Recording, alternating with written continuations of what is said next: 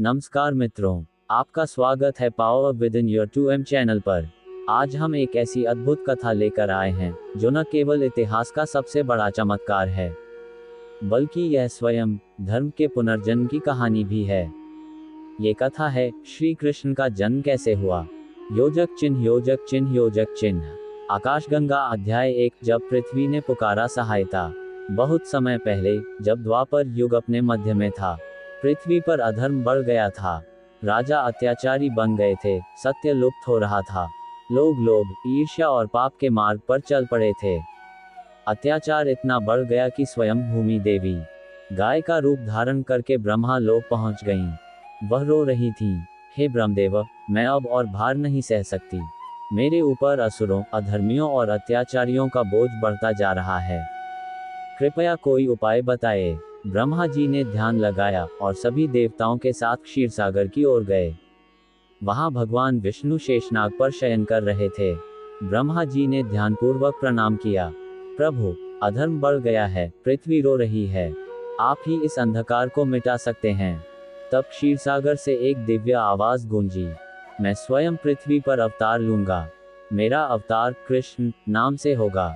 मैं यदुवंश में जन्म लूंगा और अधर्म का नाश कर धर्म की पुनः स्थापना करूंगा। देवताओं के मुख पर मुस्कान लौट आई। उन्होंने कहा, जय हो नारायण, जय हो। लेकिन इस अवतार की भूमिका अभी बाकी थी। योजक चिन्ह योजक चिन्ह योजक चिन्ह। हाई वोल्टेज अध्याय 2। अत्याचारी कंस का जन्म।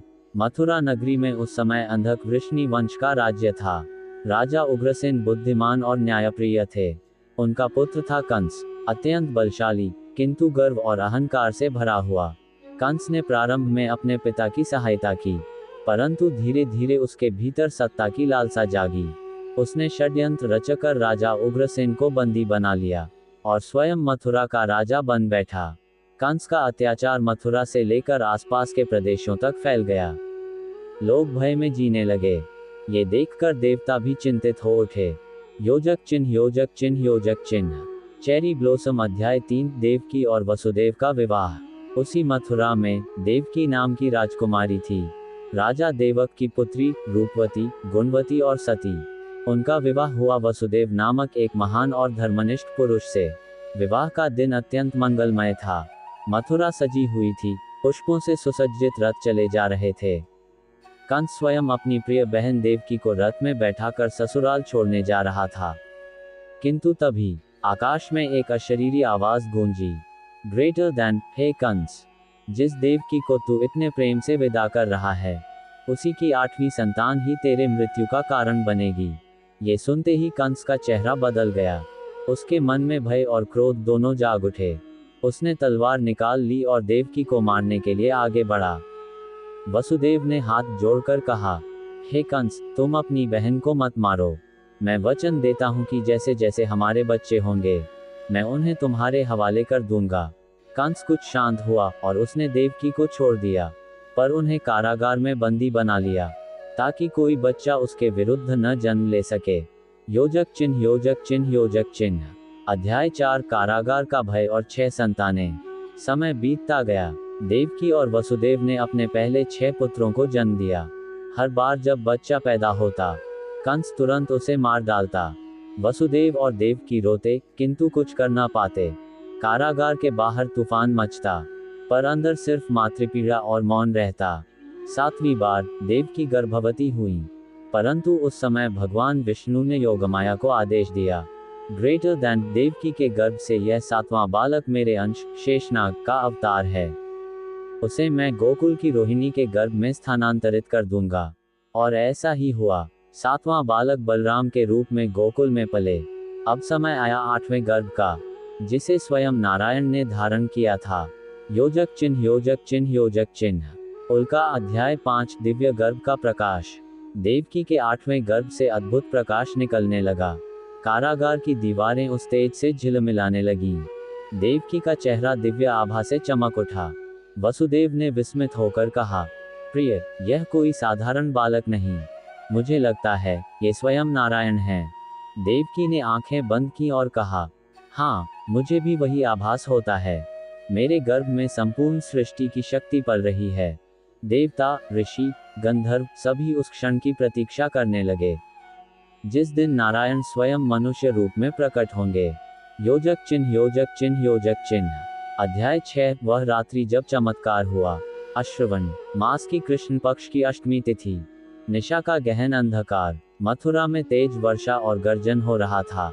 राजमहल की कारागार में पहरेदार जाग रहे थे, लेकिन अचानक सब पर योगमाया छा गई। सैनिकों को नींद आ गई, दरवाजों के बंधन ढीले पड़ गए और आकाश में दिव्य संगीत गूंज उठा। अचानक देवकी के गर्भ से एक दिव्य बालक प्रकट हुआ। उसके 4 हाथ थे, शंख, चक्र, गदा, पद्म धारण किए हुए।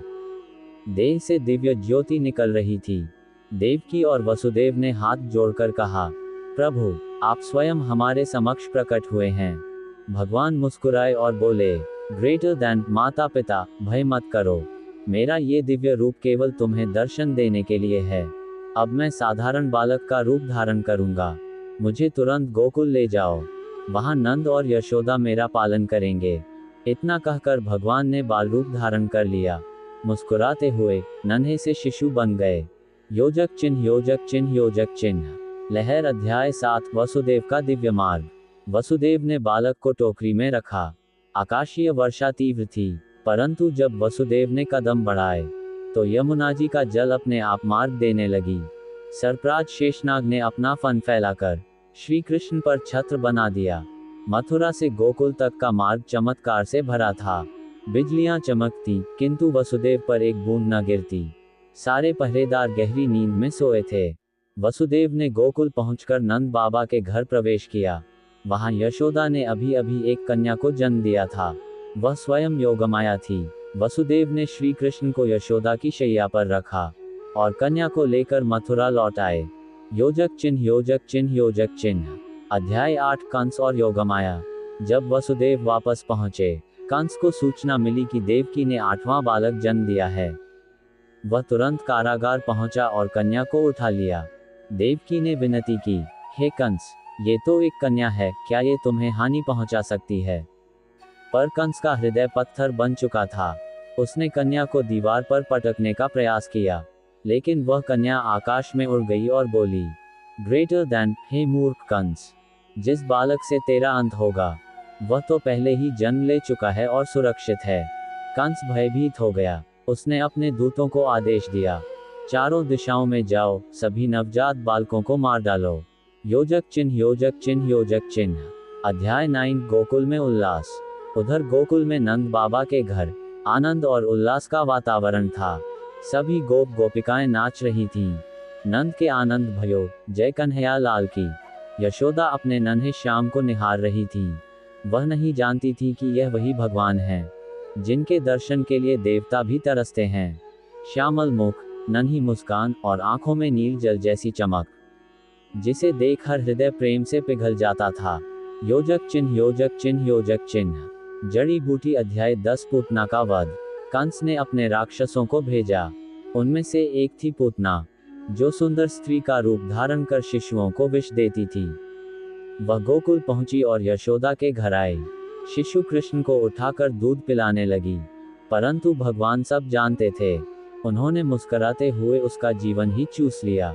पूतना वहीं धराशायी हो गई और उसके शरीर से दिव्य गंध फैल गई, क्योंकि भगवान ने उसे भी मोक्ष प्रदान किया। योजक चिन्ह योजक चिन्ह योजक चिन्ह। धान। अध्याय 11। चमत्कारों की शुरुआत। कृष्ण धीरे धीरे बड़े होने लगे। वह मिट्टी खाते, मां डांटती तो भगवान अपने मुख में संपूर्ण ब्रह्मांड दिखा देते। कभी नंद बाबा के आंगन में माखन चुराते, कभी ग्वाल बालों संग रास रचाते। गोकुल की हर गली उनके हंसी से गूंजती रहती।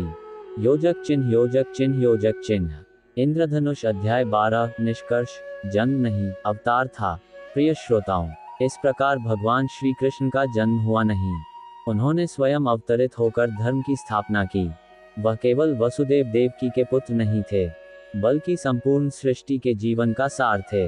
उन्होंने कंस का नाश किया, महाभारत में अर्जुन को गीता का उपदेश दिया और हमें सिखाया कि जब जब अधर्म बढ़ेगा, तब तब भगवान किसी न किसी रूप में अवतरित होंगे।